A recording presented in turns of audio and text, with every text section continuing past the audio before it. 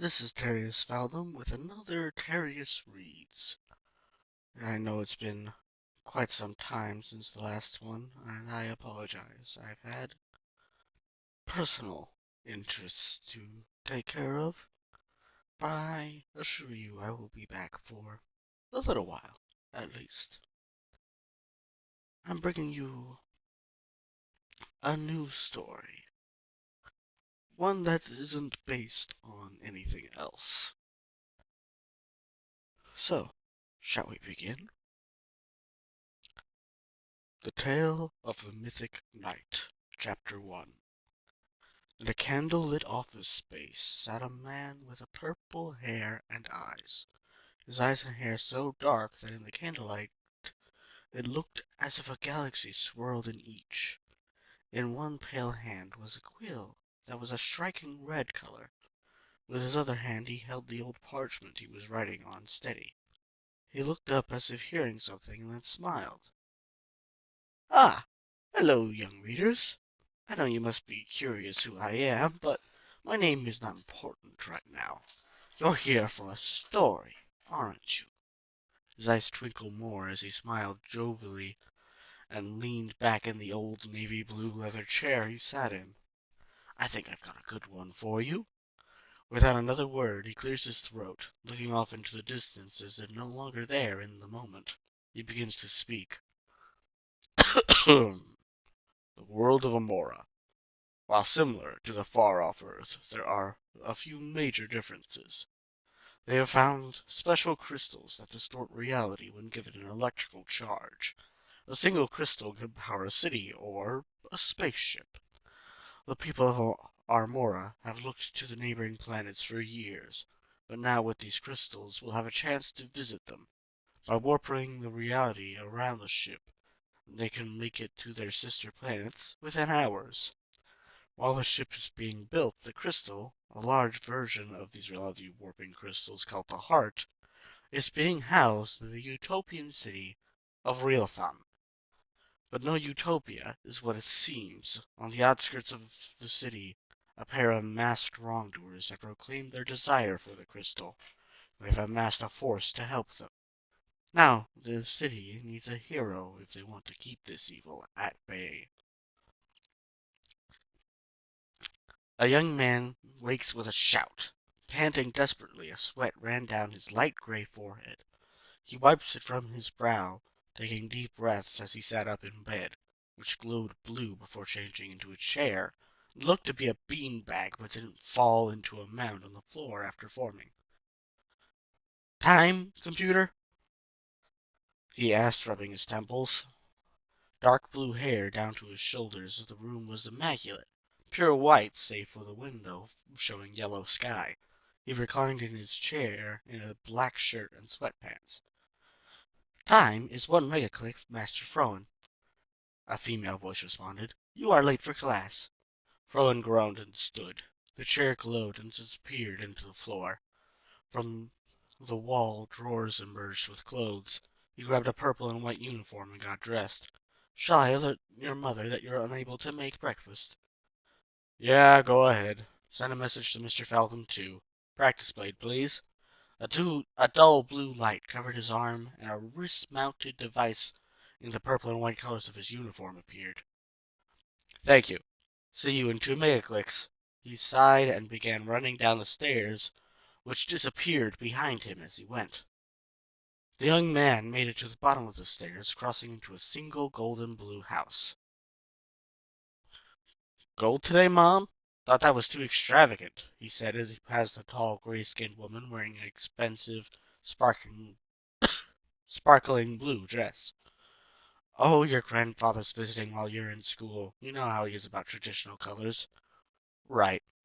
Well, I'll just grab a snack and head out. Love you." Froen grabbed a blue, bar-shaped food and ran outside.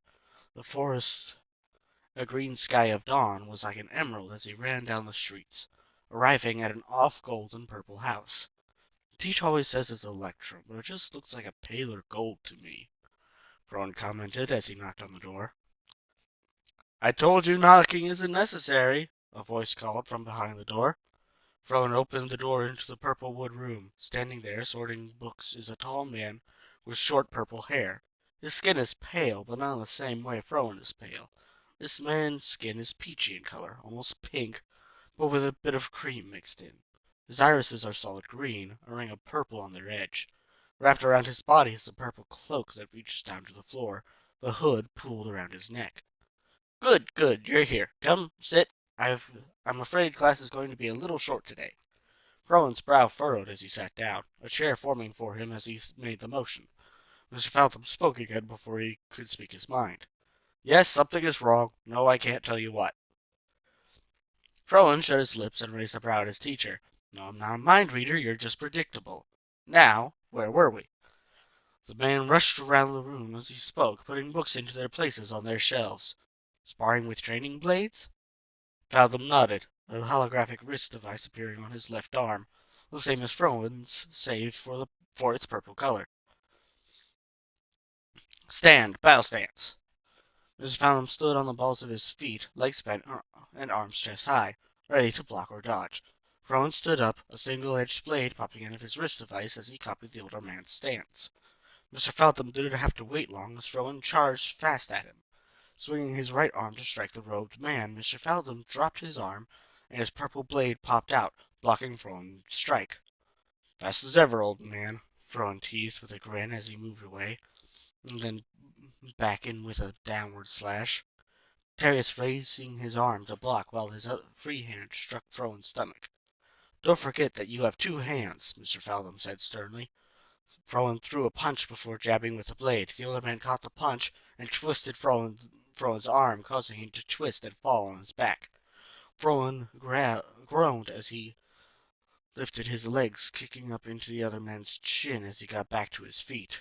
Turning on his heels, he manages a punch into Faltham's side before he grabbed Frowen's arm and stabbed into his shoulder. The training blade sent a shock through the younger man, making him cry out as he fell to his knees. Ah! Very good. That's the first time you've hit me, Faltham said between pants of breath. Frowen groaned, standing back up. He took a deep breath as his teacher retracted their wrist blade. I think you've earned this, Mr. Faltham said, throwing a star-shaped crystal over to the young man. This is a Terran crystal. I'm not supposed to have one of these until my title day.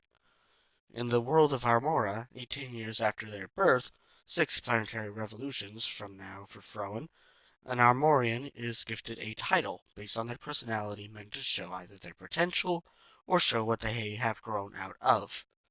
I'm a few revolutions early, you've earned it, now I've gotta run. Lock up when you're done, and don't be home late. I don't want another angry cyber voice from your mother. Mr. Faltham chuckles, putting his hood back up and grabbing a bag, putting it over his shoulder before leaving. Frowen sighed as he watched him leave. Retracting the light blue blade, he looked at the star-shaped crystal in his palm. Well, while I'm here, I might as well look up my first device to put this in. Frowen began walking deep into the library, fascinated by what, to him, was a long-dead form of information gathering and collecting. The books and bookshelves were made of actual wood and paper, instead of the hard, light, and liquid metal he was used to. As he wound his way through the maze his teacher called library, he came across an odd door. Unlike the purple of the rest of the building, this door was white, with a blue glow emanating from the cracks in the frame. What the? Did he leave an experiment on? He can be forgetful, but jeez. Well, I better turn it off. He reached out his hand and pushed the door open, the glow dying down as he saw a white disc with a star-shaped hole in it in the center of the room. Floating next to it was a pair of cards. What the?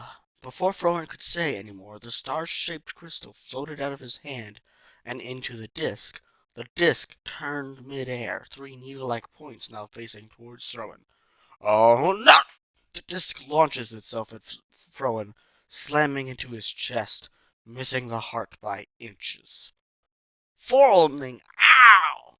He shouts, laid out on his back as he clutches the area where the disc embedded itself.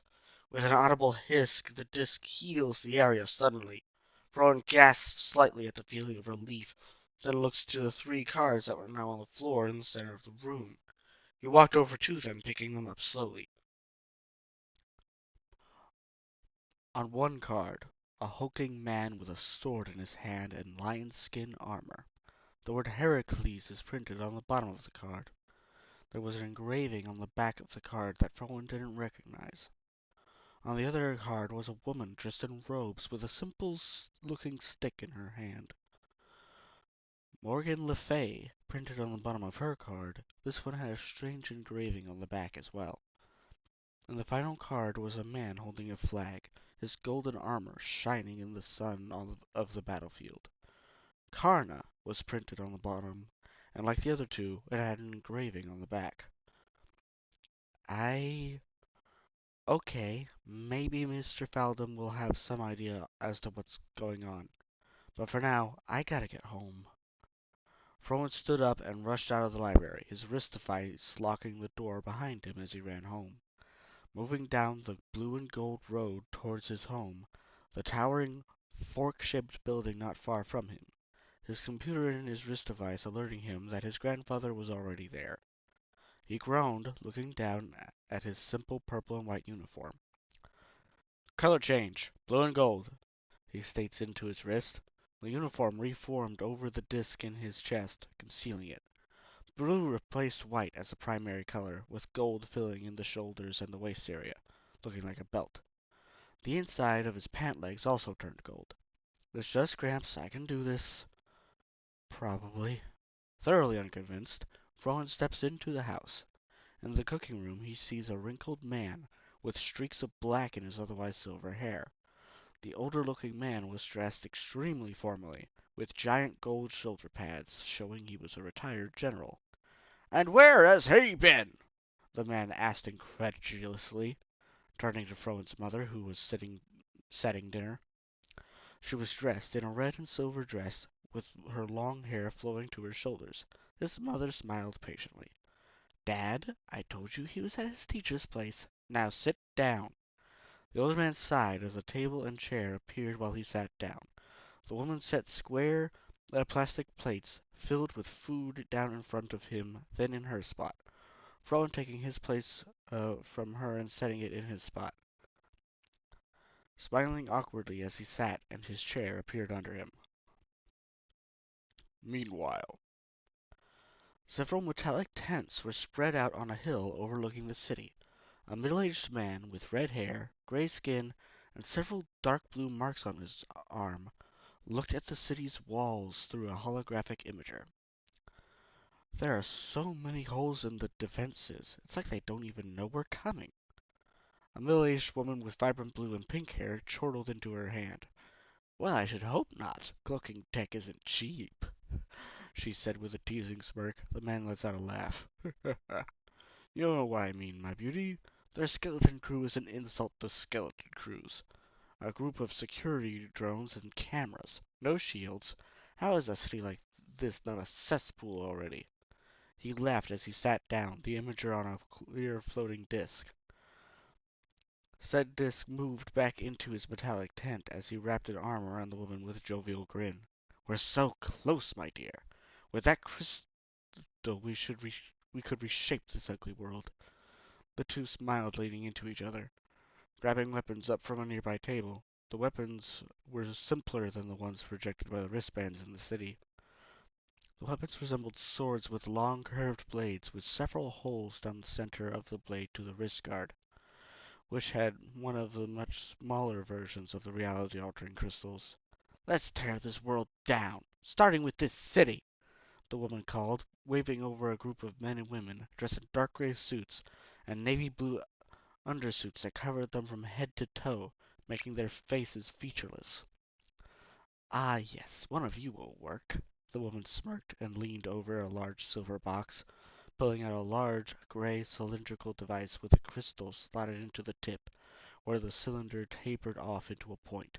She pointed it at one of the gray and blue figures at random, the people around the said figure backing away from their leader's target. "Good. Stand still, dearie." The lucky woman she chose shuddered, but kept her chin up as the woman looked to her partner.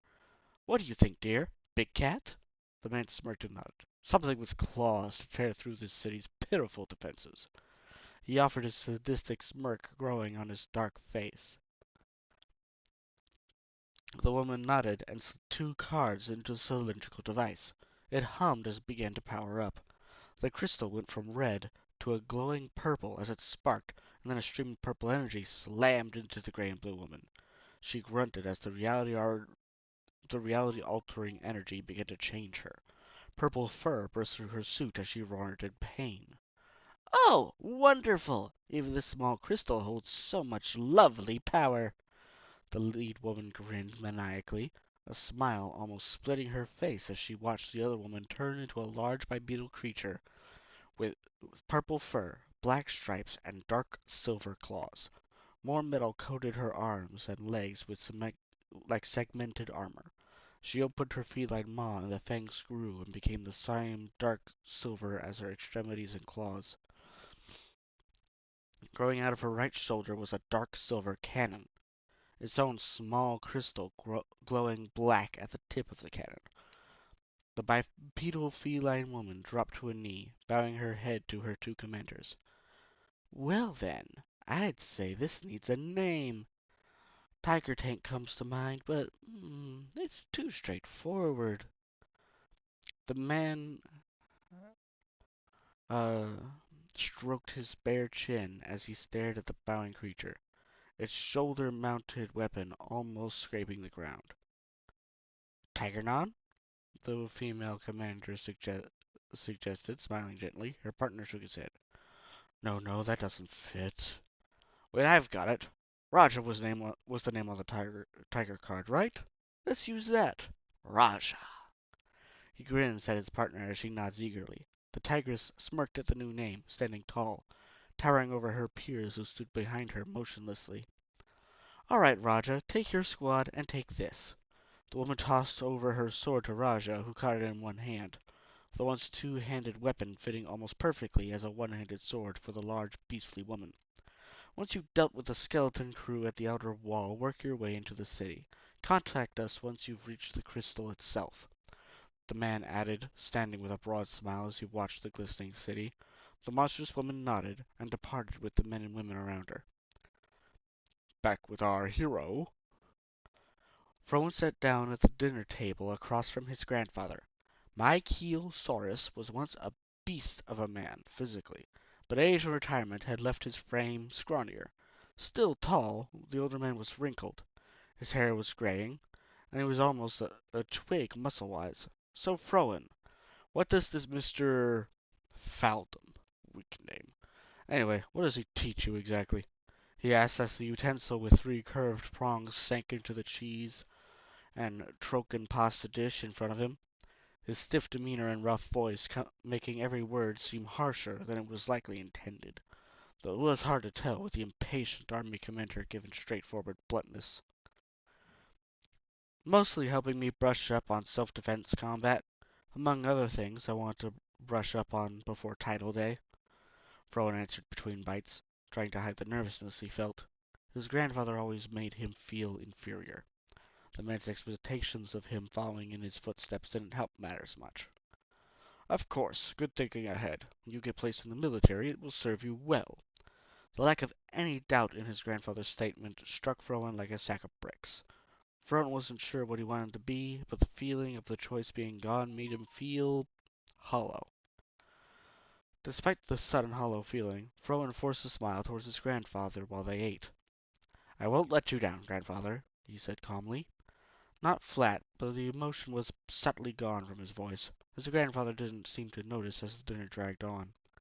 Frowen's mother distracting her father with talk of his old military days. While he had never seen a war, he always had a story to tell about his long military career. As the dinner was wrapping up and they began to put the dishes in the deconstructor, Frowen's wrist device vibrated on his arm. "Incoming communication channel from Mr. Faldum," it stated in the soothing feminine voice as usual. Frowen excused himself as he left the constructing room to open the comm channel. "Yes, teacher?" he answered, trying to force a smile over his nervous features, feeling his heart thump against the suddenly uncomfortable metallic piece over it. "Hey, kid, I see you found the rest of your little present a little earlier than I expected. Not to sound ungrateful, but what Not to sound ungrateful, but what the underworld is this thing? Frolin could barely contain his fear and slight rage. Mr. F seemed to understand these feelings, an apologetic look crossing his face. Something I hoped wouldn't turn on any time soon, Mr. F responded cryptically. A flash of annoyance and rage filled Frolin for a moment, but he quickly calmed himself as his teacher's somewhat scared expression. The fact it reacted to you at all can mean only one thing. The city is under attack. And that ends Chapter 1. Please join me next time when we will be continuing with Chapter 2. Have a lovely evening.